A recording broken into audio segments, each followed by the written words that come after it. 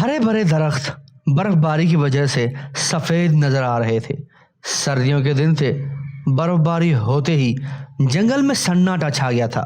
جن جانوروں نے سردی کی آمد سے پہلے ہی خوراک ذخیرہ کر لی تھی وہ مزے سے گھر میں بیٹھ کر کھا پی رہے تھے۔ جنہوں نے کوئی انتظام نہیں کیا تھا وہ سردی سے کانپتے ہوئے خوراک کی تلاش میں نکلے ہوئے تھے۔ لومڑی رات کا کھانا موٹے خرگوش اور گول مٹول چکور سے حاصل کرتی تھی۔ سردیوں کی آمد سے پہلے وہ روٹی کے ٹکڑے جمع کر لیتی جو سردیوں کے دنوں میں اس وقت کام آتے جب کھانے کی کوئی چیز نہ ہوتی۔ ایک دن موٹا خرگوش اپنی نانی کے گھر گیا ہوا تھا اور چکور گھر پر نہیں تھا۔ اس رات لومڑی اور اس کے شوہر لومڑ نے رات کو باسی ٹکڑے کھائے۔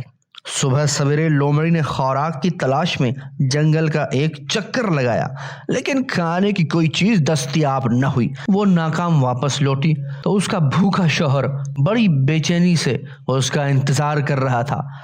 کچھ ملا یا خالی ہاتھ لوٹ آئی ہو؟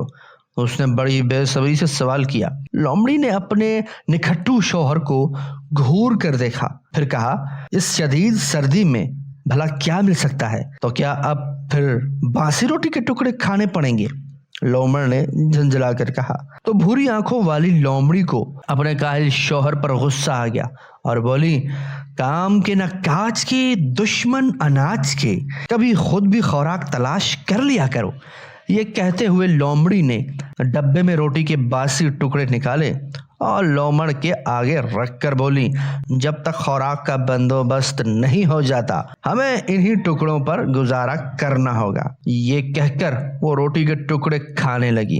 لومڑ نے ان ٹکڑوں کو دیکھتے ہوئے کہا، رات کو باسی ٹکڑے کھانے سے میرے دانتوں میں درد ہو رہا ہے۔ میرا تو دل چاہ رہا ہے کہ آج گوشت کھاؤں۔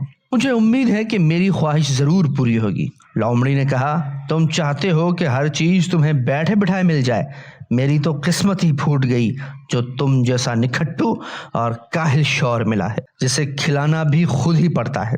یہ کہہ کر وہ کچھ دیر بڑبڑاتی رہی، پھر خاموشی سے روٹی کے باسی ٹکڑے چبانے لگی۔ بھوکے لومڑ نے کچھ دیر تک اپنے سامنے رکھے ہوئے روٹی کے ٹکڑوں کی طرف دیکھا تک نہیں، لیکن جب بھوک نے ستایا تو منہ بناتے ہوئے ایک ٹکڑا اٹھا کر چبانے لگا۔ ابھی وہ ٹکڑا چبا ہی رہا تھا، کہا آسمان پر پھڑپھڑاہٹ کی آواز سنائی دی، پھر 4 بطخیں نیچے زمین پر اتر آئیں۔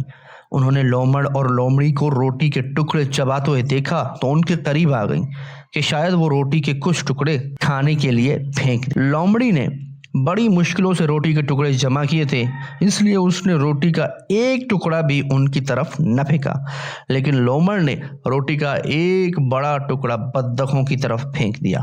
چاروں بطخیں روٹی کے ٹکڑے پر لپکیں۔ ان میں سے جو صحت مند بطخ تھی اس نے روٹی کا ٹکڑا حاصل کر لیا اور دیکھتے ہی دیکھتے اسے ہڑپ کر گئی۔ لومڑ نے دوسرا ٹکڑا پھینکا تو وہ بھی اس بطخ نے کھا لیا۔ تیسرا ٹکڑا بیچ میں گرا اور چاروں بطخیں اس پر تیزی سے جھپٹی، لیکن یہ ٹکڑا بھی تگڑی بطخ لے اڑی۔ یہ دیکھ کر لومڑی لومڑ پر چلائی، پاگل تو نہیں ہو گئے جو روٹی کے ٹکڑے اس طرح ضائع کر رہے ہو؟ لومڑ نے کہا، یہ خشک ٹکڑے کھا کر میرے پیٹ میں درد ہو گیا ہے، اس لیے میں ان بطخوں کو کھلا رہا ہوں۔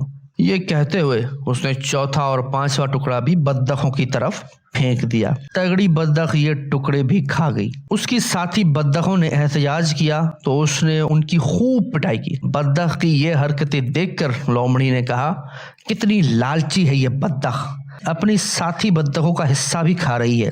لومڑ نے کوئی جواب نہیں دیا۔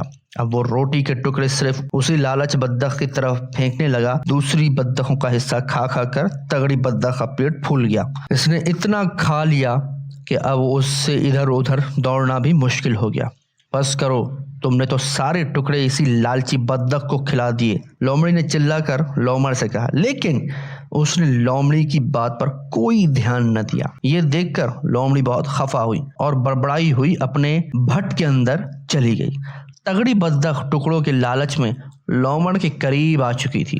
लोमड़ भी जानबूझकर टुकड़े अपने करीब गिरा रहा था। जैसे ही तगड़ी बदख थोड़ा सा करीब आई, उसने उछलकर बदख को पकड़ लिया। उसने भागने की कोशिश की, लेकिन उससे भागा ना गया। ये देखकर दूसरी बदख फौरन उड़ गई। लोमड़ मजे से लालची बदख को मुंह में दबाए भट्ट के अंदर दाखिल हुआ। इसने बदख के परनोचे और गोश्त लोमड़ी को पेश करते हुए कहा, मैं निखट्टू और कामचोर सही, लेकिन इतना अहमक भी नहीं कि अपनी सारी खुराक ऐसे ही किसी को खिला दूं। अब तुम्हारी समझ में आ गया होगा कि मैं सारे टुकड़े इस लालची बदख को क्यों खिला रहा था। आओ इस सर्द मौसम में बदख के गरम गरम गोश्त का मजा उड़ाएं। लोमड़ी जो कुछ देर पहले लोमड़ पर बेहद खफा थी, अब उसे लोमड़ दुनिया का अक्लमंद जानवर दिखाई दे रहा था। इसने कहा, तुम वाकई बहुत चालाक हो, मैं तुम्हें मान गई। इसके बाद दोनों ने मिलकर लालची बदख के मजेदार गोश्त की दावत उड़ाई।